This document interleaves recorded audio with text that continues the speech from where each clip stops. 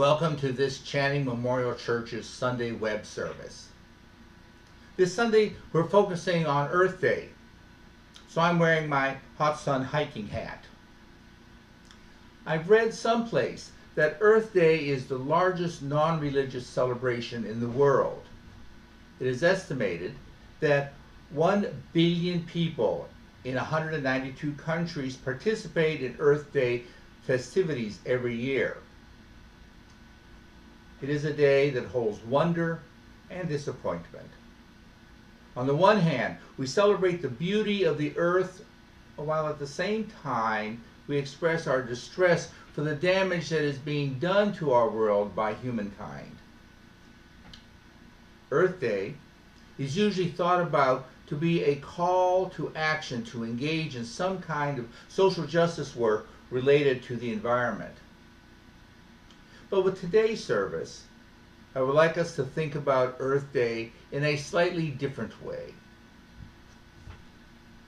Our flaming chalice, the symbol of our faith, represents our light and our call to justice and our desire to be on the side of love, showing care and compassion to all of creation, humans, animals, and the earth itself. Let today's special chalice represent our love and concern for all people.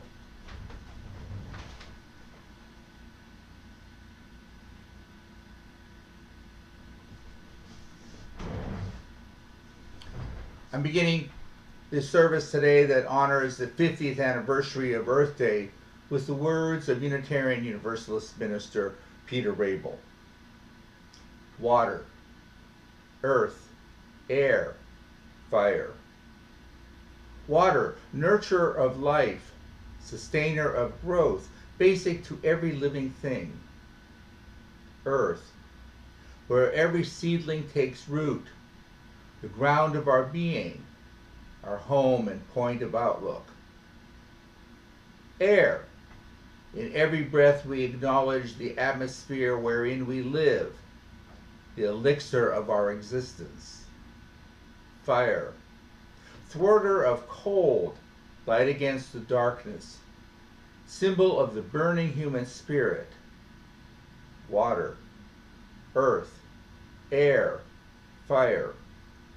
These signify the larger unity of all life and the glory of creation wherein our spirits are embraced.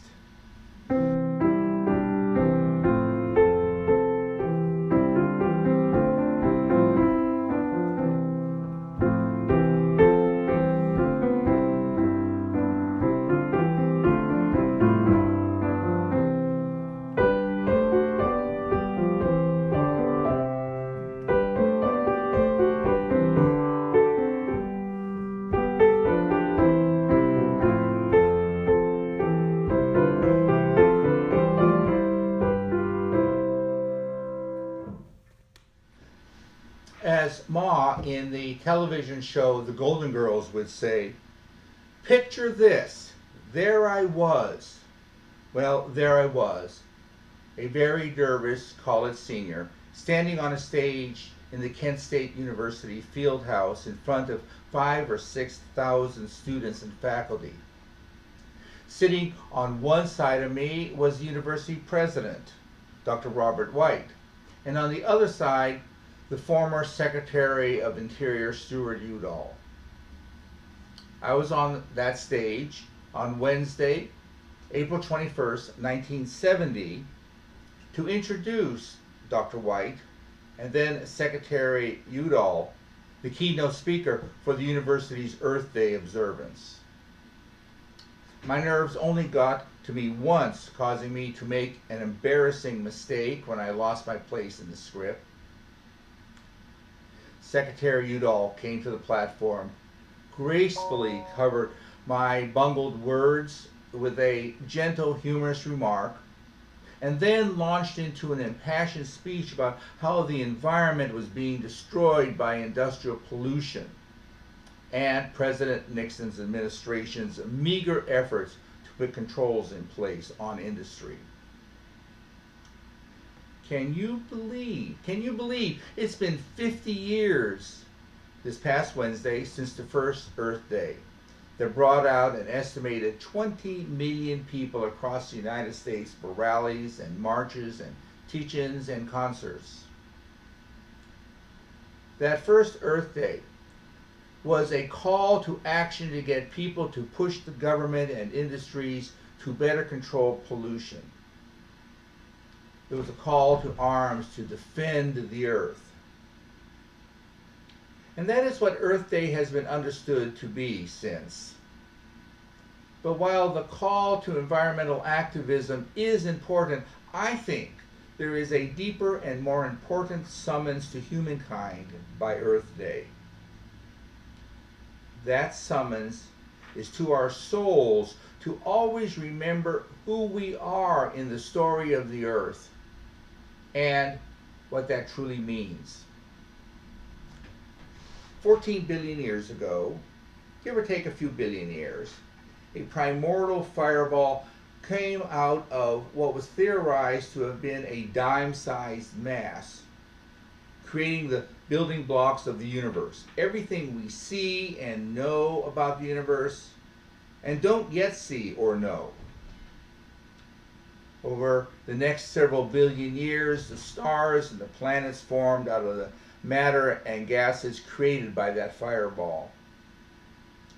About 4 billion years ago, the cosmic dust and gas debris coalesced to form our planet.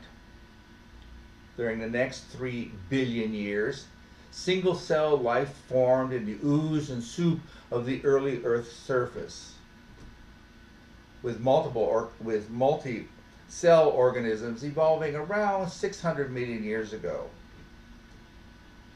Progression of different forms of plants and animals continued until today we have 1.4 million cataloged life forms.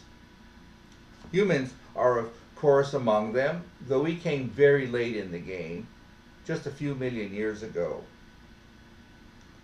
All of this, animals and plants, came out of the gases and matters that swirled around the universe that became the Earth. This creation and evolution story means that we humans are of the Earth, literally.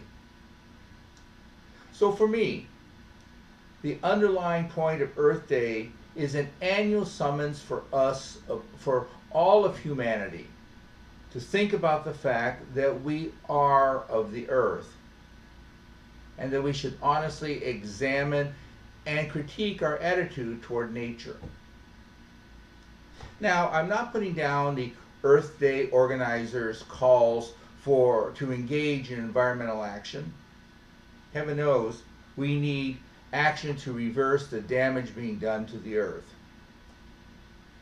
But I think to see Earth as only a call to environmental social action is too limited.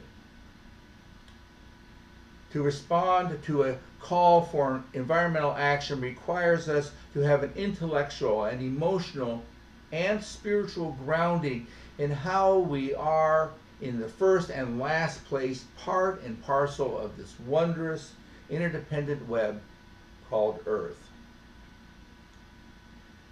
I think it is important that we remember that we are of the earth to keep from being overwhelmed by pessimistic or fatalistic ideas.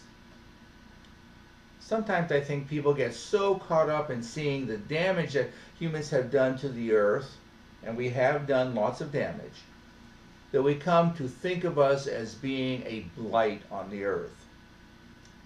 In fact, just this past week I read articles from the scientific community that basically say that. The articles describe how the environment seems to be healing now that people are closed up inside their homes. Clean air and water where there has been none for decades. And wild animals reclaiming the paved streets of cities that have been carved into the once pristine forests. And then, I've noticed that many of the writers make a leap to say this shows how much of a blight we are on the earth. But while I think it is great that air and water are cleaning up, though I'm not too sure about the wild animals on the streets, I think it is a wrong-minded perspective that views humans as a blight. A blight is something that is not part of the organism or entity that is being damaged, an external assailant. But humans are not external to the earth. We are, as I've said, part and parcel of the earth. Yes, we have made and will continue to make mistakes and screw up, but we don't have to let our human screw-ups detract from the very real and beautiful achievements of humanity. Art, music, architecture, medical advances, and scientific and mechanical innovations. Actually, it's our great human advances as well as our mistakes that have brought us to this point of wanting to better take care of our home. If we do not reverence ourselves and use that reverence as a starting point to examine our attitudes and behaviors, we risk lapsing into living in blame and despair and anger. You know, it's really easy to be angry, but an angry person does little to solve problems. An angry demeanor more often discourages us from doing anything, and it alienates our fellow human beings rather than encourages them to make the sacrifices needed to improve the world. But starting from a positive perspective about humankind, which again has made mistakes, I think is a more winning approach to keep moving society toward what cultural historian and eco-theologian Thomas Berry said is our civilization's great work: to bridge humankind into the ecozoic era, the time when we all live in a mutually enhancing relationship with Earth and the Earth community. Starting from this positive viewpoint is good, because environmental activist Lynn White Jr. put it this way: what people do about their ecology depends on what they think about themselves. Human ecology is deeply conditioned by beliefs about our nature and destiny. You know, Earth Day is not a religious celebration, but I believe it is a spiritual celebration. It is a spiritual celebration because the earth is a holy place, this magnificent interdependent web in which we live and move and have our being.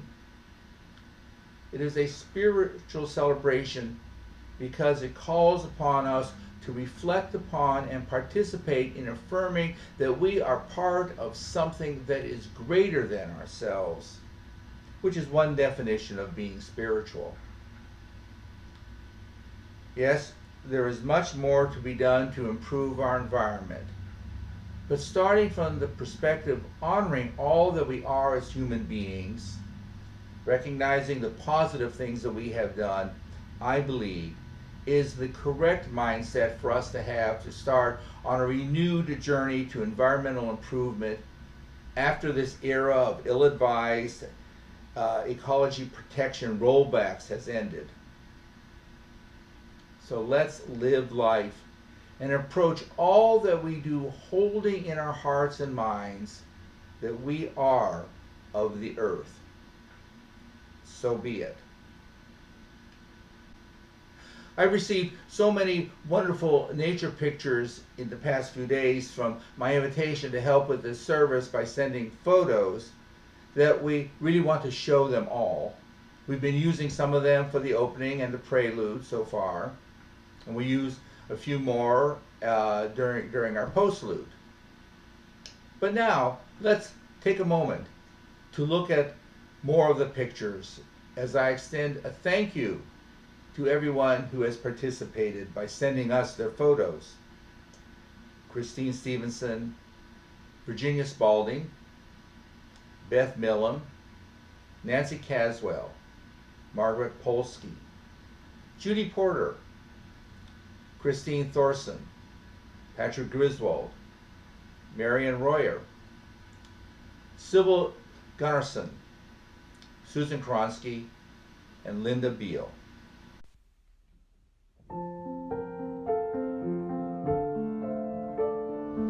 Today I light this candle of sharing as a visible symbol of our thoughts for all whom we love, care for, and work with, that they be safe and stay healthy. That all those who have lost loved ones to this virus find peace and comfort. That the medical and emergency responders be able to be safe in their work environments. That all the essential workers at businesses in our towns and around the state be treated with dignity and be kept safe.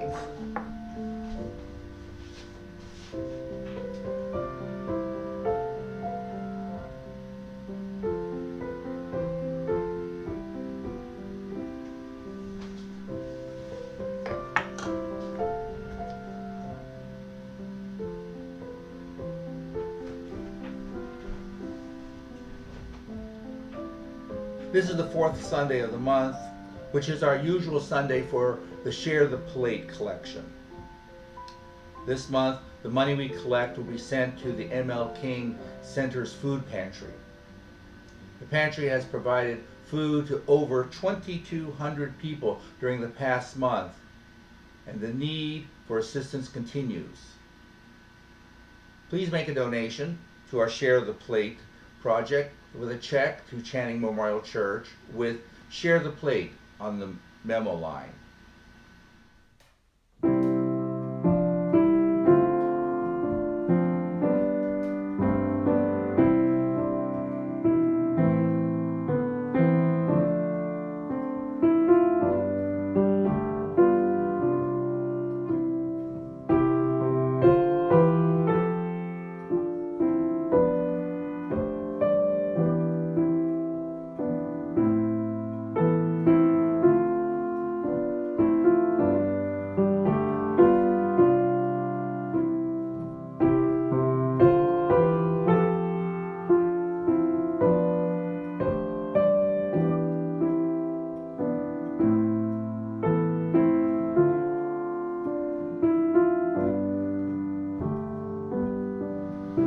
Close this Earth Day service with the words of Deanna Smith.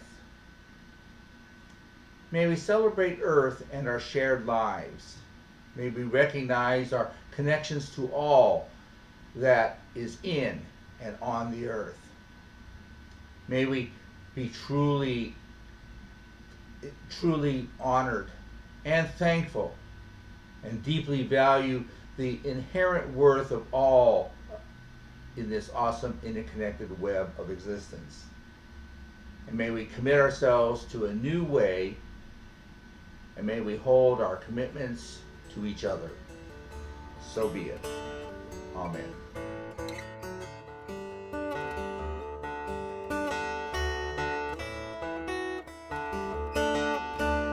Out on the river in the ending of the spring, where the sockeye and silver, Pompey and the king, salmon run by the millions to the sea, rolling down, cruising down on down to Bristol Bay.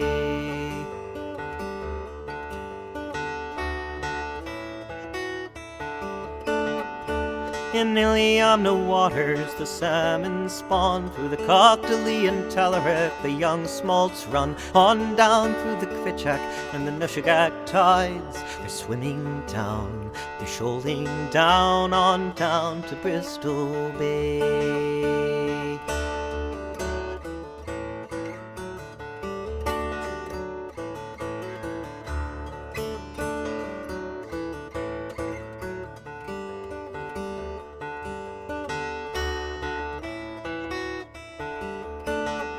Now the corporations came with their pebble mine schemes, scrape the gold and the copper, dam up our streams. When the wastewater breaks with an acid flow, there'll be nothing down, no running down, no fish in Bristol Bay.